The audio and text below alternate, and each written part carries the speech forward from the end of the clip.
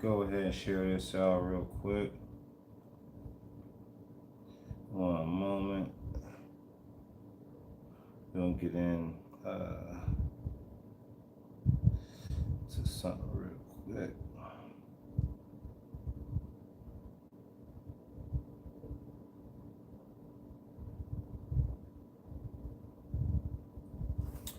All right. So we're gonna talk about just mainly. Let me fix this a little bit. There we go. But yeah, we're gonna talk about acting strong and acting like you got it all together, acting like you know which way you going. You just pedal to the metal, destined for greatness, full of purpose and all that. But privately, you don't know nothing. You don't know who you are, don't know your true destiny, don't know who's for you, who's against you, what God's plan is for your life, what God said, what God didn't say, all these things that go on in people's minds. But outwardly, you're this mighty person, that is strong-willed and unbreakable, unstoppable. Don't need nobody. You're gonna make it with or without people. All that sounds cool until someone directly, upfront and personal asks you, why were you created? What's your purpose? What's your gift? you know when though it gets quiet when you get asked stuff like that, well, people get asked stuff like that. And so I'm going to go over a couple of things.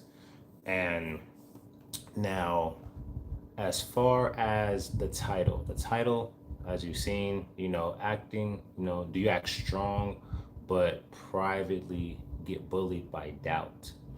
Now, the way that happens, that just cut to the mustard, cut to the chase and all that, is when you do not know your identity. When you don't know your identity and your purpose, you can't be that confident. You can pretend to be confident, you can have fake confidence, but you will not be inwardly confident. You can be outwardly confident and portray that to people in the workplace, in the world, and in the all these places. But inside, in the mirror, in your home, in your alone time, you're like, man, what is even life? What's God's plan? And so there's root causes of that. Um, Firstly, like I said, it deals with you not knowing your purpose and identity. Those things can be found in what we call favor. So if you follow me, like if you truly follow me, you know about my organization and brand, Favorite Society. How that name came about is that, one day I was just thinking, like, hey, there's this big identity crisis. There's people that just don't know who they are or where they belong, like what people group they belong to. There's people that they don't know what race they are. They're orphans, or they were given up by adoption, or they grew up in foster care. They don't really know who they are. They don't, there may be somebody that's called black, but they don't know if they're, African, or from like Sudan, Nigeria, if they're from Brazil, Jamaican. They don't know if there's somebody that may be of white skin. They don't know if they're Irish, or if they're from Switzerland, or if they're Russian, or all these different things, European. And so then they're like, well, I don't know where I belong. And so that can cause depression, and that can cause uncertainty. Now, you can't have uncertainty and confidence at the same time. One's gonna be lacking. So what I did was I looked at that like, wow, what's everybody? Since there's all this division and nobody knows who's what sometimes, well, what's everybody? And then, I was shown that everybody that has successfully been born, since it's kind of hard to do that these days, is get all the way born. If you've successfully been born, then you have experienced God's favor, undoubtedly. And so, just as a person within the nation of Israel is an Israelite, a person within the favor of God is a favorite. So, that's the ethnicity that I push. That's the common denominator. That's the common factor. That's the tribe. That's the ethnicity. That's the blood going through the veins of everybody. Favor goes through your veins and your lungs. That's God's favor, keeping you alive and allowing you to continue, allowing you to face things, allowing you to do good, all these things. What's up, Tina? God bless you. Um, and so um, with this organization I have, Favor Right Society, I break down favor. Now, one thing I'm gonna do is pivot really quick. Well, actually, let me go over favor really quick. So the concept of favor in a brief synopsis is that you understanding it puts it in action a lot more. Favor, the concepts of it is that you are protected.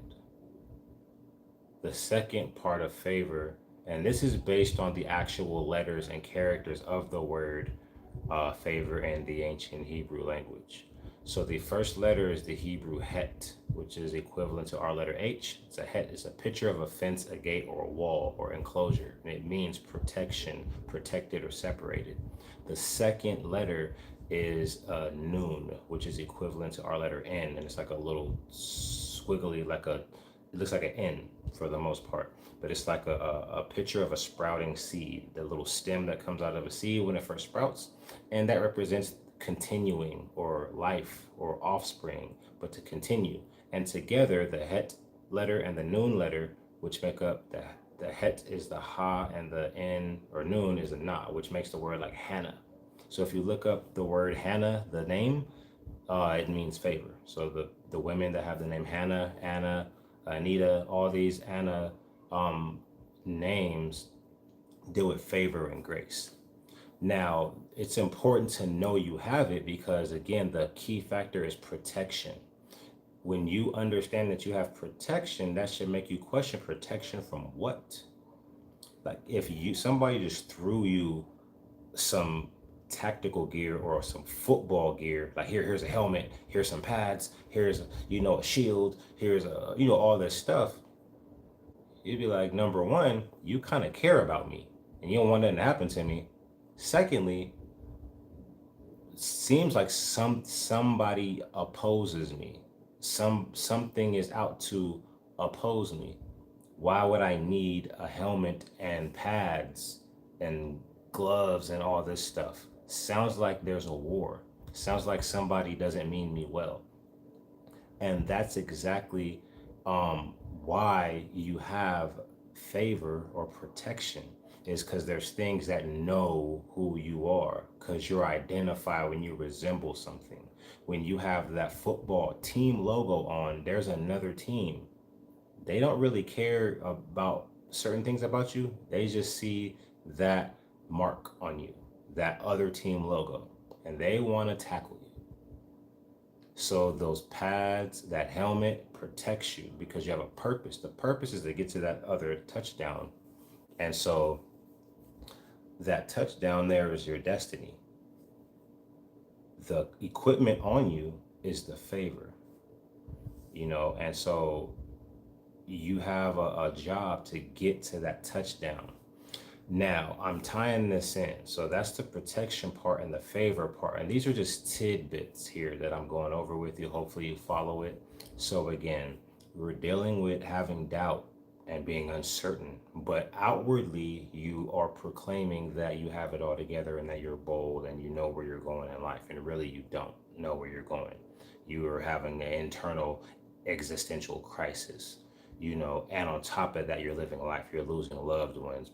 Friends are cutting you off or turning on you. Your job's tripping. All these things are piling onto you and you don't even really know you. And so it can be a ticking time bomb waiting to go crazy and mental, which is what Satan wants. That's why I'm giving you these keys, because Satan don't get no action over here with none of us. And if I can be of assistance to you and help you and give you some gems and encouragement and some enlightenment, may God grant me the ability to do so. So, favor, you're on the football field, you got your pads on, you got your helmet on. Those things are favor. So, you recognize that there's adversity, things that want to come against you. Now, you knowing you have that there, it's a higher probability that you know somebody's rooting for you because somebody gave you protection. So it's really important you understand you're favored. If you do not understand that you're favored and you don't understand you have supercharged favor like my song, if you don't like that song's cool and all, but if you don't understand that, then imagine somebody there being a football team, two football teams, one of the players has no gear. He's out there in, a tank top and some swimming trunks and sandals. I imagine somebody out like, yo, why'd y'all leave me out here like this? Right there, just imagine how that person feels. You guys don't care about me. Somebody, the coaches and the team owners, they left me here, and there's all this stuff coming at me, this other team, because you don't recognize you have this and it looks like you don't. That's going to change your attitude to a very defeated attitude. Number one, you don't feel favored, you don't feel like you're protected. And again, that's the first thing when we look at this world today with children not feeling protected because at the certain times in their lives where they should have been protected the most, they got violated and taken advantage of or told the wrong stuff. And now they carry that into adulthood and they don't know what to believe, who to trust, and they don't really care anymore. And that's a lot of the people that we have today in politics, in the school system, out in the gangs, doing drugs, in the entertainment industry. Just a bunch of people that I don't care, do whatever you want, and I'm gonna do whatever I want, don't stop me. And anybody can be anything they want to be. A bunch of rebellion because no one protected. And so you have to understand that you are favored. And then when you understand you're favored, you have to understand what favor is. And one of the first key factors of being favored is you are protected. Whether it looks like it or not, you are. God has you. You can take another breath right now, hopefully. And that each breath you take, God's with you because there is graveyards out there right now to show you that there's people that done way more than you in life and accomplished a lot more and been greater people, but they're under the ground and you're above it. That's favoritism from God. You're favored. You're here, they're not. That is literal favor. You have, when death came to you, you had football gear on and you blocked. And the other people, not quite so. It was their time. So you have to, again, I'm going to keep repeating this, like favor, just equate it to like football gear or like army, you know, gear, shield, sword, breastplates, helmets, protection. And so God gives us that because he wants us to continue. That's why, again, the first part of the Hebrew word of favor, the first letter, it represents a wall or protection. And then the next letter, the noon, is a picture of continuing. So God wants you to continue. That's why you're protected. So a key factor in the Bible is Noah. It says Noah found favor in God's sight. Let's visibly look at that. Noah found favor.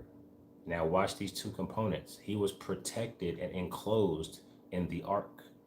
And because God provided him the wisdom about the ark to get in it, his family continued. The other families got washed away and did not continue. Opposition came, Noah had the protection, the ark. The floods did not harm them. It did not stop them. The others, they couldn't withstand God's judgment. So again, the understanding that you're literally a one of one copy. You are not compared to another human being. You're a one of one copy. You're God's favorite you because he only made one you. So in today's society, we look at the word favorite as one or single. Like if you were at a family reunion and then you just said, I'm the favorite, you probably start a big brawl, fight, and argument. No, I'm there, like everybody, no, people can't deal with the fact that something's more about you because they're comparing everybody. When you understand you can't be compared because God only made one copy of every human, you're not comparable because there's nothing to compare you to because there's only one of you. You are a unique signature series invention of God. There's not another you. There's no other human being that will be born or has been born that has your same one fingerprint. Now check this out. Each of your fingerprints don't even match each other's. So there's been billions of however many people and no one fingerprint is matched on other people's hands or on people's own hands. God is not playing about uniqueness. So when you understand you are a very unique, high-priced, priceless creation of God, and what kind of confidence does that bring? How can you embody doubt when you understand that there's not another you and God took his time and uniquely made one copy of you? Like, you're not replaceable, you cannot be duplicated. Nothing in existence that has ever came or will come will ever be another you or anything like you. Like, that is a very huge confidence booster right there for people to know that number one, God favors you. Number two, favor consists of protection to continue. That's what the word favor means. Like, if you were to go to an event, like a Christian concert or a workshop or something, and there's a line, and then everybody gets stopped and to get their ID looked at, but then you go and the bouncer just lets you walk right in. You continued. And then they say, oh, why are you showing favoritism? Do you see how that's literal favor, that you can keep going? So imagine that football field when people are coming at you and you have football gear on and you're not stoppable. If you knew you could do everything God said that you could do and never fail, like what kind of confidence would you have? Like, why would you have any doubt? If you knew everything you put your hand to do that God told you to do would always work. And you'd always get through VIP. That will black the eye of depression, anxiety, hopelessness, gender dysphoria, all these mental illnesses. You have to know who you are, and Satan wants to rob you of these things. He wants to rob you of your identity. He wants to rob you of your inheritance. He wants to tell you you're nothing. You're not unique. You come a dime a dozen, and he can take you out and everyone like you, and you have to be able to understand that there's literally nothing like you. You came into existence and it was on purpose. This entire world was existing for a while.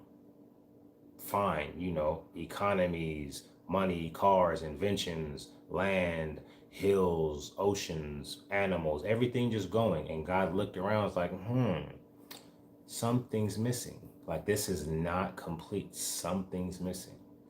And you know what that was? Like, literally, this is not just some motivational speech. Literally, it was you were missing. And God said, oh, you know what? This needs to be here. And he made you, crafted you with his hands out of his brilliant artistic mind, and made a one-of-one copy of you. If that was not true, that God looked around, saw this whole world functioning just fine and said, but something's missing. Everything's going, but something's missing. And it was you. If it wasn't you, like, if you were not supposed to intently be here, you literally wouldn't be here. You being here and being born is proof that God meant for you to be here? Do you think God's not powerful enough to stop you from existing and make you have never come into existence? So understand that you are intentional. God was intentful and purposeful when he made you. You are here on purpose. You're unique. And these things kick pride and kick depression and anxiety and all these terrible mindsets. It kicks them in the face. You know, humility coming from, not only did God make me unique and helps me, but everything is subject to his power, and it's only by his grace that I'm favored.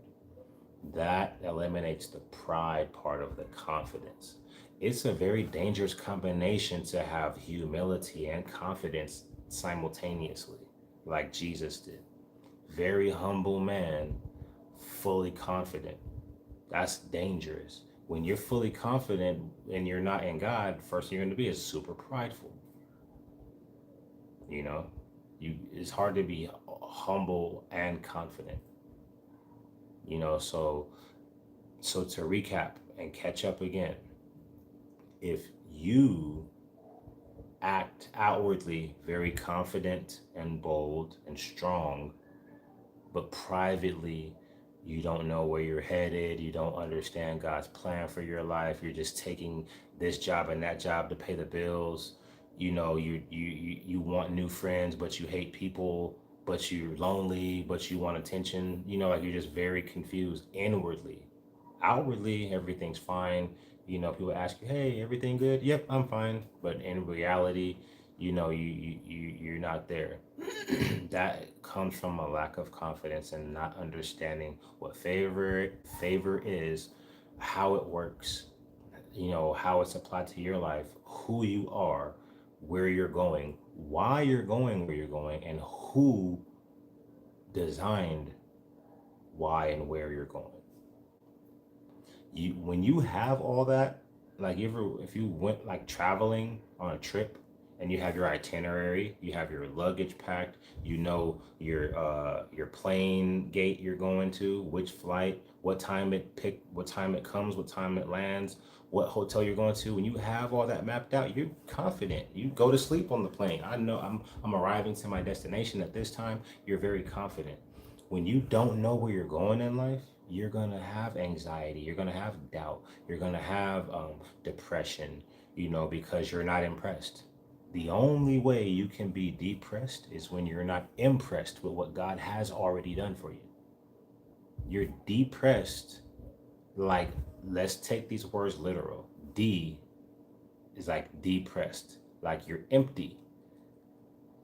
Impressed is like when you're full, you're impressed. Like imagine a jar full, or a tea kettle, or something full of pressure. It's about to burst. It's impressed.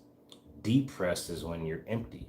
So when you're depressed, you feel empty. You're like, I'm not, there's nothing in me that's worth anything. I don't care. And that's why people don't feel they even need to exist anymore out of depression. When you're impressed, you're amazed. And so you alone should be impressed just with yourself by who God made you, and impressed at God's hand and God's love and God's art that he made you. You know, that should impress you. And when you're impressed, you're not depressed. And so you also the confidence of knowing who you are, where you're going, and why you're going there, and who sent you, that matters a lot. Again, if you took a flight somewhere, you got your ticket, says your name on it, you know who printed the ticket, who paid for it, where the pickup place is, where the destination place is, what time you're getting there, from there, what cab or Uber or Lyft is taking you to the hotel, which room of the hotel, like you have all that mapped out. Those little rides in between, you're likely gonna go to sleep or put on some headphones and chill, right? If you know where you're going on the flight and everything's all worked out, you're probably gonna rest. And Jesus says, come to me and I will give you rest, right? When you're anxious and anxiety, like full of anxiety, you're depressed, you're full of doubt, it shows you don't really know who you are, where you're going, why you're going. when you're going to get there, that damages people, and people are precious to God. God made every person, whether they're not good people and harmful and belligerent and evil, and or they're in God's will and righteous and things like that.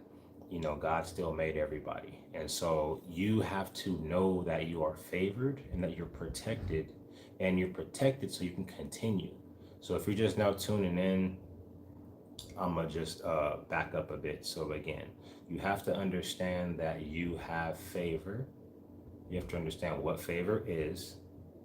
So again, the components of favor, if you look up favor in the ancient Hebrew context regarding the letters, the het and the nun, the ha and the na, which in Hebrew is the word hana or hen, which make the word favor in Hebrew. Those two letters, the het is a picture of a fence or a gate or a wall, means protection. The next letter, the nun, is a picture of a sprouting seed, like a little zigzag, an N. It looks exactly like an N, and that represents continuing or life. So favor is provided to help you continue. And so knowing that will bring the confidence and the faith to not let Satan give you doubt privately or openly. So I just want you to, in your spare time, go ahead, study what favor is. I advise you to check out my website, favoritesociety.com. It's in my links and things like that. It's in the link of this video, and go to favoritesociety.com and go to, the story behind it, on the menu, or the meaning behind the logo. Those things are kind of let you know what favor is.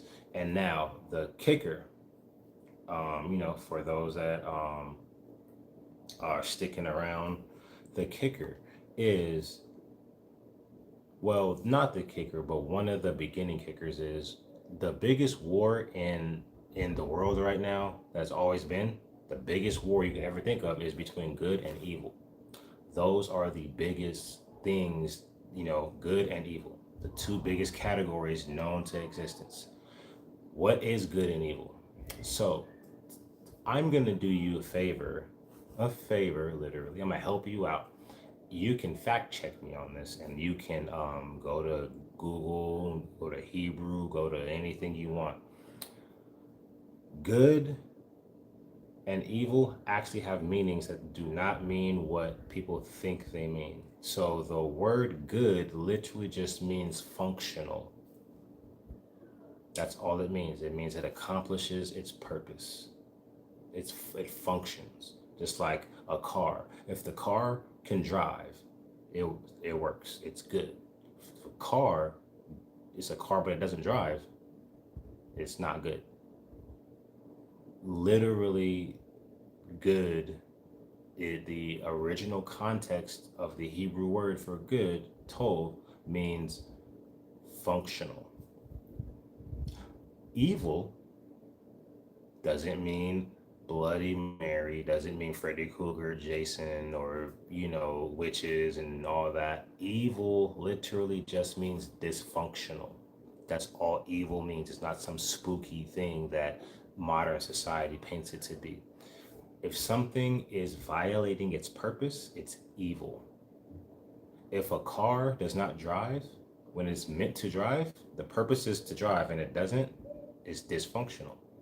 And dysfunctional in the Hebrew original context, it just means dysfunctional, which is what we would call evil. So I'm going to tie this in, the favor, the identity, the doubt, and all that. I'm going to tie it in with the good and evil, because that's the kicker. The Bible says you'll know a tree by its fruits. It bears good fruit, bad fruit. And as we just learned, good and evil means functional and dysfunctional. So a tree will bear functional fruit or dysfunctional fruit. How's that judged? Like literally how? How do you call something good or evil? How would you call yourself good or evil? I'm going to give you some, thank me later for this. Fact check me. You can only tell if something is good or evil by knowing its purpose. That is the only way. You will know if a car is good or evil, functional or dysfunctional, by knowing what it's supposed to do. If you don't know what something is supposed to do, you don't know if it's good or bad. It's like going to the thrift store and seeing some object, some invention, and you don't know where the on button is, the off button is, you don't even know what it does. You couldn't say if it's good or bad. So you have to know the purpose. So again, back to the favor and all that. You have to understand you have God's favor to continue. You have to understand your purpose. So back to that. When you understand, like for instance, an oven in a home, we can all agree an oven's purpose is to heat food. If you're in the ghetto, sometimes an oven is to heat the house because that's just the situation at hand. So you open that oven door and you heat the house because we ain't got central heating. But the oven is to heat food. If you put food in the oven and it heats it up exactly how it's supposed to, that's a good oven. It's working, it's functional. You put food in the oven and you turn it on and you check the food and it's cold and it's not being heated by the oven, it's a bad oven. It's an evil oven. It's not functioning. It's dysfunctional.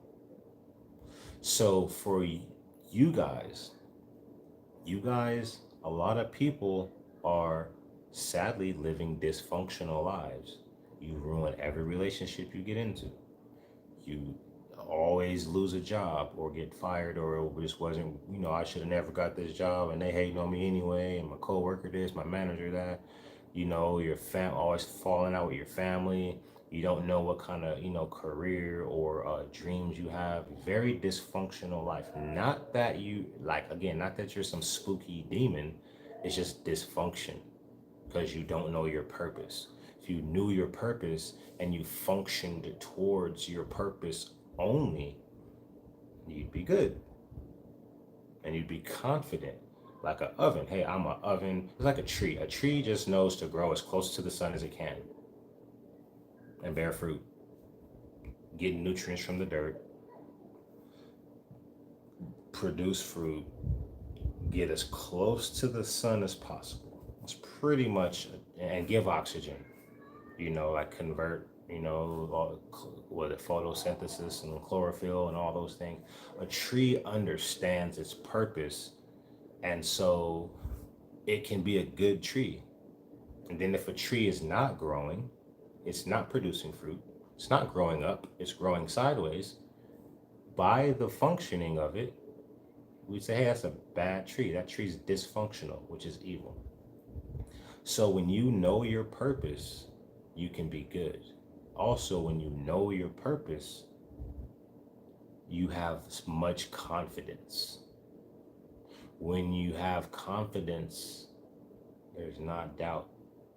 So that's to line this up with the title of this video, is that when you are privately fighting doubt, but you're acting like you got it all together and you know where you're headed in life and you got it all figured out,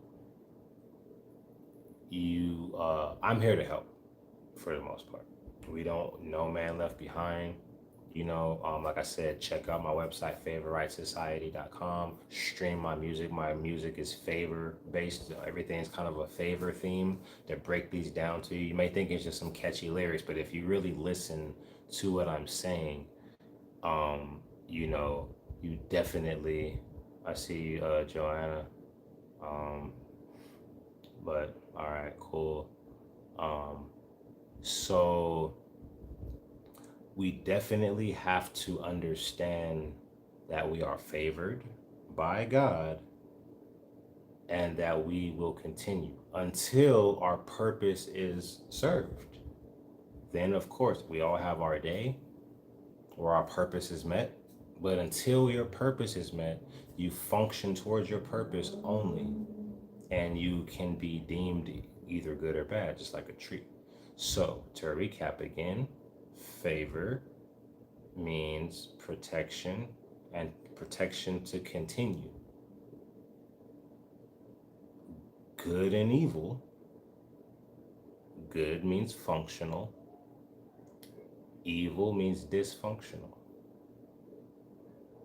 So you cannot tell if something is good or bad without knowing what it's supposed to do. If you know what something is supposed to do, why it was made, and what it's supposed to accomplish, then you can say whether it's doing a good job at it or a bad job at it. If you're doing a bad job, at something, you're not that confident, and you're not all together there. And that's where a lot of people are. And God wants you to be confident, courageous, bold, walking in authority, walking in his righteousness, walking in his protection, walking in his grace and favor, and in his name. And so that's pretty much just what I wanted to touch on today, just kind of talking. I'll be breaking these things down over the next whenever, kind of making more specific videos on these topics. But if any of you guys have questions, feel free to comment. I'll do my best to reply to them. And if you have questions right now, since it's live and you guys have, people are commenting here and there, feel free to ask a question. If you feel like you don't know your purpose, you don't know where you're headed, you you feel like you got anxiety, depression, not fully hopeful, you got hopelessness, um, there, you know, I still have my own life to fight and to, you know, live and figure out. But I do have a lot of keys that God has given me, and why should I hold them to myself? So hopefully this all made sense.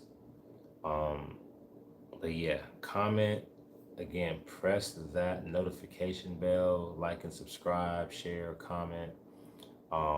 And then there's ways to support me in the links in the description: Cash App, PayPal, stream my music, buy the merch on favorritesociety.com. I do want to make a lot of materials, and that does cost money and resources and things like that. So, but I'm gonna still do it either way. I'm not gonna be a beggar, hey, send money and all that. Like, God gave me my mission, and God will give me the supplies to uh, complete and execute what He's told me to do, so I can be a fruitful tree and not a fruitless, dysfunctional tree. So that's pretty much it. Grace and peace to you guys. Again, skillthelightmare.com, favorritesociety.com. Follow me on Instagram, TikTok, Facebook. Everything is Skill the Lightmare. And then Twitter is I'm actually Skill. But grace and peace to you guys. God bless. Peace.